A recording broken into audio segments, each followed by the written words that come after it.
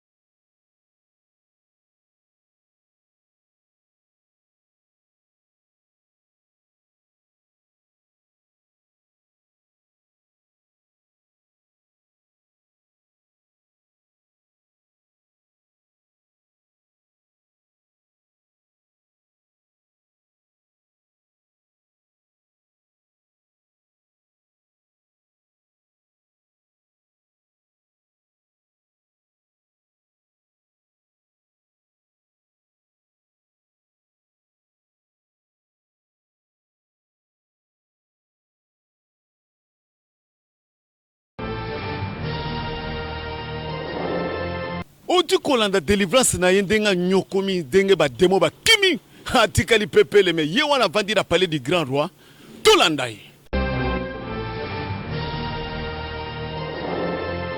Je m'appelle Rebecca Mayombo. Je suis ingénieure agroforestier de formation. Je finis à l'INIKIN en 2013 et j'ai eu mon master professionnel en 2015. Ce qui me rend devant vous aujourd'hui, c'est ce que Dieu a fait dans ma vie. Les merveilles de Dieu ne sont pas limitées. Je suis ici depuis 2010. En quittant au Kasaï, je vivais bien, j'étais en bonne santé. Arrivé ici, avec une bourse allemande, je me suis retrouvée à l'INIKIN en train de souffrir d'une maladie communément appelée MPC. Cette maladie m'avait beaucoup compliquée et c'est ce qui a fait qu'en 2012, quand ma grande sœur est arrivée ici, je me suis retrouvée ici à l'église Centre de réveil spirituel. C'était difficile de découvrir l'esprit qui détenait ma vie et l'esprit qui avait jeté les mauvais sorts des maladies d'MPC sur mon corps. C'est en 2014 qu'on découvra qu'il y avait un esprit qui liait ma vie, qui ne voulait pas ma progression. Mais plus ce qui m'amène, c'est la maladie pour laquelle je subis une intervention chirurgicale en 2018. J'étais bien. Je me préparais pour une formation professionnelle au Cameroun. Et cette formation n'avait pas tenu, c'était prévu au mois de septembre. Arrivé au mois d'octobre, le 31 octobre, je me suis retrouvée malade. Malade, pas que j'étais en train de souffrir avant, mais en buvant un jus Festa, j'ai senti comme si quelqu'un m'avait donné un coup dans mon ventre. Et après cela, j'ai senti que j'avais des maux de ventre terribles. En rentrant à la maison, j'ai dit à ma sœur que je ne comprends pas ce qui est en train de me faire. Elle me dira, paraît-il, c'est les maux de l'estomac. Je lui ai dit non. Je ne pense pas que l'estomac puisse aussi me déranger jusqu'à ce niveau, puisqu'auparavant, je n'avais jamais eu ces maux d'estomac accrus. Ce fut le 31 octobre. Je suis restée à la maison. J'observais, les gens me disaient, tu peux prendre tel produit traditionnel pour calmer. Je prenais, ça n'avait pas tenu. Le dimanche, je me suis retrouvée très fatiguée et j'ai dû demander à ma grande sœur de me ramener à l'hôpital. Quand elle m'a ramenée au centre tout près de chez nous, on m'a placé une sonde. Vers 23 heures, la sonde était déjà presque pleine. Je ressentis encore les maux de ventre. J'ai réveillé ma grande sœur pour la dire. Yavero, je sens encore que les douleurs recommencent. Je ne sais pas si c'est l'Esprit Saint qui lui avait guidé. Elle a regardé à la sonde et elle a trouvé que les urines, au lieu d'entrer dans la sonde, les urines retournaient vers moi. Elle a demandé à l'infirmier d'enlever la sonde. L'infirmier a enlevé. Le lendemain matin, nous sommes partis au centre pour l'échographie. Arrivé au centre, on me dira que j'ai les myomes, le kyste de tous les deux côtés et l'appendicite. J'ai dit à ma grande sœur, je ne pense pas que ce soit les myomes ni les kystes. Subitement, je me suis vue qu'il y avait déjà ballonnement du ventre. Je ne mangeais pas, mais je faisais les selles normalement, les urines aussi. Mais avant d'aller à ce centre-là, j'avais remarqué le vendredi qu'il y avait arrêt d'urine. Je n'urinais plus pendant 2 jours, mais je prenais au moins 4 à 5 litres d'eau par jour. Quand ça s'est compliqué, au centre où nous étions, j'ai demandé à ma grande sœur si nous pouvions retourner à la maison. Avant de retourner à la maison, il y a une maman de notre église ici, maman Rose, qui est passée au marché là où voit ma grande sœur, qui a demandé à ma petite sœur pourquoi ma grande sœur ne venait pas au marché. Et la petite sœur lui dira qu'elle est restée avec moi à la maison. La maman avait eu une vision pour moi, dans laquelle elle a combattu pour me racher entre les mains des ennemis la nuit. Il y avait 2 femmes qui m'avaient étalée sur une natte. Elles m'ont couvert une étoffe noire et elle m'a menée pour les funérailles. Maman Rose est venue pendant son songe. Elle a beaucoup prié pour moi. Elle m'a arraché dans les mains de ces 2 femmes. Le lendemain matin, quand elle m'a appelée, je me suis décidée de rentrer à la maison. Ce fut un mardi. Et le mercredi, elle est venue prier pour moi à la maison. Bien-aimés dans le Seigneur, le diable opère de plusieurs façons. C'est mieux que l'on puisse chercher Dieu. Maman Rose est venue prier pour moi à la maison. Elle ne savait pas ce qui pouvait lui arriver la nuit. Quand maman Rose est rentrée dormir chez elle, les esprits qui tenaient ma vie, les gens qui avaient placé cette maladie en moi, se sont retournés vers maman Rose. Elles avaient combattu avec maman Rose. Dieu est grand. Maman Rose a été vainqueur dans cette situation-là. Mais elle ne savait pas que le combat-là, elle continuait à m'aider puisque j'étais malade. Elle m'avait dit, il y a un centre hospitalier à Limité, d'un frère aussi de notre église, si nous pouvons partir là-bas. Quand j'avais senti que ça n'allait pas, j'ai dit à ma grande sœur, appelez maman Rose, qu'elle nous donne l'adresse, là où restent les docteurs. Nous sommes partis à Limité. Arrivé à Limité, le docteur, j'ai consulté. Le docteur a décidé que je fasse encore une autre échographie. On a fait l'écho 3 fois et rien ne s'est manifesté. L'échographe a dit que c'est juste une petite masse au bas-ventre. Mais le docteur s'était étonné puisque cette masse, même si c'était les myomes, subitement, ça ne pouvait pas me donner aussi tant de douleurs comme ça et arriver à un ballonnement aigu du ventre. Mais Dieu est grand dans cette situation-là.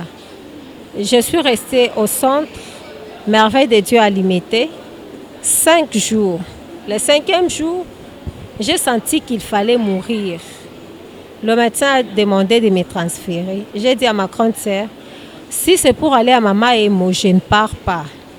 Le médecin a dit, autant mieux partir à l'église, on va prier pour elle. Je me suis encore opposée. J'ai dit à ma grande sœur, je n'y vais pas. Appelez les intercesseurs, s'ils peuvent nous rendre service, de venir prier pour moi ici. Le médecin a fini par dire à la grande sœur, si vous pouvez me ramener le résultat de l'échographie que vous aviez eu à faire avant de venir ici. La grande sœur a amené les résultats. Le médecin a regardé les résultats. Il n'y avait pas de conformité avec l'échographie que j'avais passée là dans son centre. Il s'était étonné. Ce qui est grand dans cette histoire est que le diable avait déjà préparé la mort, mais Dieu n'avait pas voulu. Ce n'était pas mon temps. Quand nous disons, nous avons un Dieu qui est le Dieu des temps et des circonstances, c'est-à-dire rien ne peut nous arriver si ce n'est pas sa volonté. Nous sommes restés à l'hôpital. J'avais déjà les troubles des nerfs. C'est pendant que j'étais entrée en dessous du lit que j'ai suivi la voix d'un homme. Celui-là est toujours mon ange gardien. Je vous épargne trop de détails dans ce témoignage puisque mon combat n'a pas commencé ici. Le combat a commencé juste quand je suis venue ici en 2010. Mon ange gardien a été toujours avec moi. Jésus-Christ ne m'a jamais laissé puisqu'il y a plusieurs fois qu'il se manifeste pendant que je dors. J'ai suivi la voix d'un homme, il me dira péritonite. Je me suis dit péritonite. À mon réveil subitement, j'ai demandé à un infirmier, tonton, la péritonite c'est quoi? Il me dira, c'est le gonflement du péritoine. D'abord il a regardé mon air, il a vu que non. S'il me disait la vérité sur la péritonite, j'allais parfois mourir. Quand il m'a dit ça, j'ai un peu essayé de raisonner. J'ai dit à ma petite sœur qui me gardait, je vois comme si on a pris un sachet et on a lié mes intestins. Le médecin est venu, il a encore demandé, est-ce qu'elle a fait les selles? Je lui ai dit, oui docteur, je fais 3 ou 4 fois les selles cet avant-midi. Vers minuit du vendredi, 16 novembre, j'ai réveillé ma grande sœur pour lui dire, tenez mon ventre et priez fort, puisque bientôt là, je vais rendre l'âme. Ma grande sœur a commencé à prier, elle pleurait. Elle a même appelé les parents s'ils pouvaient aussi prier pour moi. Le samedi matin, il n'y avait aucune préparation, ou bien on ne s'était même pas entendu avec les docteurs qu'ils pouvaient intervenir sur moi. Dieu est grand dans cette histoire. Le samedi matin, je vis le docteur entrer. Il m'a salué. Je lui ai dit, docteur, opérez-moi. Le médecin a dit, Rebecca, t'opérer? J'ai dit oui. Mais toi, tu as refusé que je puisse t'opérer. J'ai dit, non, docteur, il y a une maladie qui me dérange. Docteur, opérez-moi. Le docteur a dit, je voyage. Je lui ai dit, opérez-moi avant de voyager. Le docteur a dit, ok, nous attendons votre responsable. Quand la grande sœur est venue, je lui ai fait part. Elle est partie voir le médecin. Le médecin lui a dit, ta sœur demande l'intervention chirurgicale. Elle a pleuré. Quand elle est venue vers moi, je lui ai dit, laissez que les docteurs m'opèrent. Et la petite sœur avec qui nous étions là, elle a insisté. Elle lui a dit, il y a Véro, comme ingénieur a insisté qu'elle soit opérée. Parfois, c'est la fois que Dieu a permis qu'elle puisse guérir. Sinon, elle ne va pas guérir. Depuis le 31 jusqu'à aujourd'hui 17, elle ne fait que pleurer, mais elle ne mange pas. Le médecin a préparé tout. Le médecin a dit, mais avant de te toucher, c'est mieux d'aller à l'église qu'on a prié pour toi. J'ai encore refusé. J'ai dit à ma grande sœur, je ne sortirai pas d'ici. Appelez à l'église, qu'on puisse même nous amener 2 ou 3 serviteurs ici qui viennent prier pour nous. Mais de tous ces temps-là, nous étions avec Papa Célé à l'hôpital qui priait à chaque instant pour moi. Le frère Carlos et deux autres frères étaient venus, ils ont prié pour moi. Mais en priant pour moi, je sentais tout le monde qui disait toujours, toute personne qui venait prier pour moi disait toujours, je brise le cercueil au nom puissant de Jésus-Christ. Et c'était sûr que j'étais déjà dans un cercueil. Puisque le vendredi, avant d'aller à l'hôpital, je m'étais vue déjà dans un cercueil blanc sur lequel on avait mis une étoffe blanche. On m'amenait déjà à l'église pour la prière finale. Tout le moment de l'église était en train de pleurer. À mon réveil, j'ai dit à ma grande sœur, aujourd'hui, là, je me vois dans un cercueil. Je ne sais pas si je vais encore survivre. Elle m'a dit, si le Dieu de Walesa est vivant, tu ne mourras pas. Nous sommes entrés dans la salle d'opération de 14h à 20h moins. Vous verrez dans les images, j'étais pourrie, puisque quelqu'un qui est en vie, jamais on ne peut retrouver les pis dans ses intestins. Mais moi, dans mes intestins, il y avait déjà les pis. Mais je respirais, je vivais. Tout ça, c'est puisque je suis attachée à un Dieu qui ne m'a jamais. Dieu m'avait révélé quelque chose avant que je sois même opérée. Dans mon songe, je dormais. J'ai combattu contre une troupe de gens qui avaient comme leur maître qu'on appelait Goldberg. Dieu m'avait envoyé un monsieur qui m'avait aidé à combattre contre ces gens-là.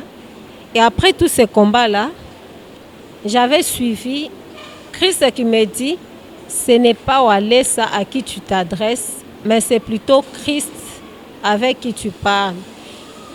Walesa ne peut jamais faire ni travailler, pas même imposer sa main sur quelqu'un, si moi, Christ, je n'agis pas en lui. Je t'avais promis que je reviendrai construire de belles installations hygiéniques pour vous. Il est maintenant temps de venir les construire. Je me suis fait en train de donner $550 pendant que j'ai dormi. J'ai dit, Seigneur, je te donne ces $550 pour ça. Et en prenant cet argent, il y a une voix qui me dit, c'est pour la restauration de ta vie. Je ne savais pas que c'était quelle vie que Dieu allait restaurer. Je ne pensais même pas que je pouvais passer un jour à une intervention chirurgicale qui allait m'écouter vie, puisque j'étais presque mourante. Je me suis réveillée le matin, j'ai vu une servante de l'église, Maman Kapi. J'ai partagé avec elle, elle me dira, il faut sceller la bénédiction que Dieu t'a donnée. C'est l'argent que Dieu te demande. Il faut aller les donner à Walesa comme lui-même t'a dit de donner à Walesa. Je lui ai dit, je suis à l'incapacité de trouver $550. Néanmoins, je peux trouver $55 et donner au pasteur. J'ai cherché $55, j'ai donné au pasteur. Moi, je ne savais pas que l'argent là, je donnais pour restaurer ma vie ou bien pourquoi. Je suis arrivée, j'ai donné cet argent au pasteur. Le pasteur a prié pour moi. Je ne lui avais même pas fait part de tous les songes que j'avais eus. Sinon, je lui avais dit, papa, je me suis vue en train de combattre avec les gens, mais il y a un monsieur qui est venu avec sa main. Il a brisé, il a diminué un monsieur qu'on a appelé Goldberg. Et le camp de l'ennemi est venu vers moi pour me tuer. Mais il y a un monsieur qui a traversé au milieu entre moi et ces gens-là. Et je me suis subitement réveillée. Je viens vous donner cet argent, puisque ce n'est pas moi qui viens avec cet argent de moi-même pour vous donner. Vous ne m'avez pas demandé cet argent. Mais c'est pendant que je dormais que le Seigneur a placé cette demande dans mon cœur, que je vienne vous donner cet argent. En donnant cet argent-là, peuple de Dieu, je ne savais pas que j'ai payé ou bien j'ai scellé la restauration de ma vie. Parfois, nous sommes plus attachés au matériel. Et pourtant, c'était toute une vie qui en dépendait. Je pouvais toutefois me dire, pourquoi aller donner $55, moi qui suis au chômage depuis 2013, depuis que je finis les études. Aujourd'hui, je vais encore donner $55, c'est trop. Et je pouvais m'en acheter les cabellos, les crêpes, un beau pantalon, un t-shirt. Mais je m'étais dit, Seigneur, je te donne cet argent. Si réellement c'est toi qui me demandes cet argent pour restaurer ma vie. Je te les donne. C'était au mois de mai. Et au mois d'août, j'ai eu cette bourse-là qui s'était compliquée, je n'étais pas partie. Et au mois d'octobre, c'était toute une vie restaurée. Puisque si je n'avais pas, je me dis aujourd'hui, si je n'avais pas donné cet argent-là, je ne pouvais pas avoir le bien matériel. Puisque le bien matériel dépend de la vie, dépend du souffle de vie. Et si le Seigneur s'était énervé contre moi, qu'il m'avait demandé ne fût-ce que $550, j'ai refusé de les donner. Il pouvait me ravir son souffle de vie. C'est pourquoi je vous exhorte, bien-aimés de Dieu, il y a un Dieu vrai ici. Moi, j'étais catholique, affermie. Je disais à ma grande sœur, arrête avec tes histoires de binzambi. Je t'ai toujours dit, depuis tout ce temps-là, je grandissais, je priais tout. Je ne dis pas qu'à l'église catholique, il n'y a pas Dieu. Non, il y a un Dieu à l'église catholique. Je priais et Dieu comprenait, m'écoutait et me répondait. Mais j'ai vu une main forte de Dieu ici. C'est pendant que je mourais que j'ai vu qu'il y a un Dieu vrai ici. Je n'ai pas donné un franc, même un rond. Personne ne m'a demandé, même les serviteurs qui venaient prier pour moi. Je ne donnais rien. Ils venaient, ils sacrifiaient leur propre transport. Ils venaient prier pour moi. Oui, ils venaient prier pour moi. Mais c'est au travers de la prière que Dieu m'a pu révéler la maladie. Je dormais en dessous du lit. Christ lui-même a dit péritonite. Mais moi, je ne savais pas que la péritonite, c'était quoi. Et le médecin, même quand j'étais avec lui à l'hôpital, je faisais les selles. Chose grave, je me demande jusqu'aujourd'hui, comment je faisais les selles, mais les pics qui étaient dans mes intestins ne parvenaient pas à sortir. Le médecin me dit, quand il y a une perforation appendiculaire, ça bouche les intestins, les selles ne peuvent pas sortir. Ce qui me pousse à vous dire que c'était une maladie diabolique, puisque je n'ai jamais eu les maux d'appendicite. Mais le Dieu que nous servons, le Dieu en qui nous avons placé notre confiance, le Dieu pour qui nous prions jour et nuit, n'avait pas accepté que je puisse mourir. Tout est parti d'une prière d'une semaine, de la prière d'une semaine qu'on avait fait ici au mois d'août. Quand on dit Beta Mundu Kitobeti, il y avait quelque chose qui s'était déclenché quelque part. Et j'avais fait part aux serviteurs qui me suivent dans la prière. Il y avait quelque chose qui s'était déclenché quelque part et c'était le miracle de Dieu. Puisque j'avais demandé à Dieu, quand le pasteur disait, localisez bien le Goliath de votre vie. Le démon géant que vous connaissez qui combat contre votre vie. Moi, le pasteur insistait, si vous connaissez les noms cités, nous étions en train de prier, nous prions. Parfois, on s'est dit, quand le pasteur dit, t'aimes que tu frappes là, se transforme en Munduki, on s'est dit parfois, pasteur Azo Salamassal. Beta Munduki, position, on faisait tout ça, mais dans l'abstrait, et pourtant c'était quelque chose de concret dans le monde spirituel. Et c'était arrivé. J'ai dit merci à Dieu et à tout le monde qui m'ont aidé pendant que je souffrais. J'ai béni Dieu pour le docteur Pierre. En tout cas, que le Seigneur lui fasse grâce, qu'il quitte du centre à un grand hôpital, puisque je suis sortie de cet hôpital sans pour autant payer les frais de soins. Juste le frais d'intervention chirurgicale qui n'équivalait même pas à l'opération d'une péritonite. Il m'a fait payer un prix dérisoire. J'ai béni Dieu. Je demande à Dieu, au-delà de toutes choses matérielles, de toute bénédiction matérielle, qu'il peut donner à tous les serviteurs de cette église, que Dieu leur accorde la vie éternelle.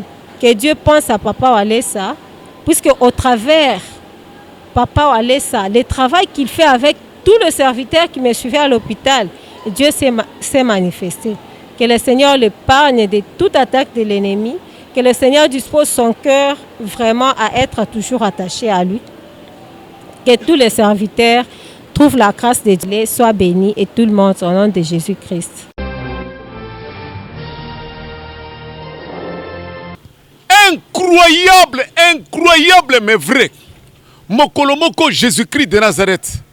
na kotambola na ye avandaki quelque part baye koyibisa ye ke moninga na yo Lazare aza lisusu te maladi oyo azalaki nango na nzoto ememi tina kufa mais lokola Jésus-Christ aza nzamba ba programme nzamba ba promesse abandai kozela na programme ye ke 4e jour ngai na kokita na bonkumu na ye pona la kisa mokili mobimba ke nga na zanzam. Dans le témoignage à Ser Nabiso akendaki déjà na séjour des morts azomona déjà bato bakufaki lokola Lazare.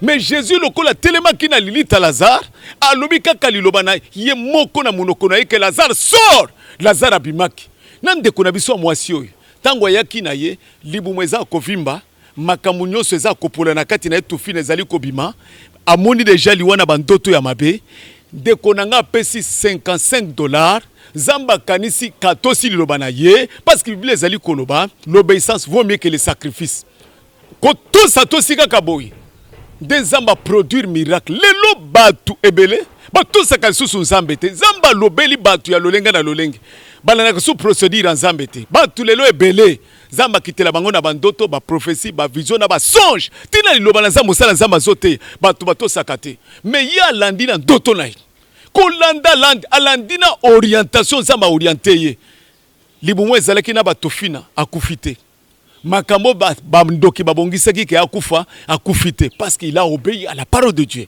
et cause à la paix problème na yo otosaka su liloba na nzambe te olandaka pe mobeko oyo nzambe atieli abomo liboso na yo te likambo oyo esalami wapi esalami na centre réveil spirituel eza na République démocratique du Congo précisément na capitale ya Kinshasa biso toza na commune ya Barumbu na quartier Bon Marché na avenue Bokangu 205 biso tosanganaka mercredi de 7h30 à 10h30 vendredi tozangana na 15h30 tina 18h30 mais vendredi wana tozaka na veye moko munene ya butu otobengaka somo ya basomo mardi jeudi na samedi mikolo misatu wana na tongo ezali mikolo moko otovivaka du hors commun ndenge tomonaka Jésus-Christ azokita na musala na kati ya bansanto bazolela butu na mo dimanche tozalaka tout autour de l'agneau de la rédemption tokumisaka ye tosanzolaka ata outi wapi ozana Selembao ozana Mbuji ozana Kingasani ozana Mpasa ozana Mimoza ozana soki na Kingabwa soko ye kaka na Bon Marché otuni kaka re ya passer wa eso koti na cortège ya yaki na libumu ezalaki ya kovimba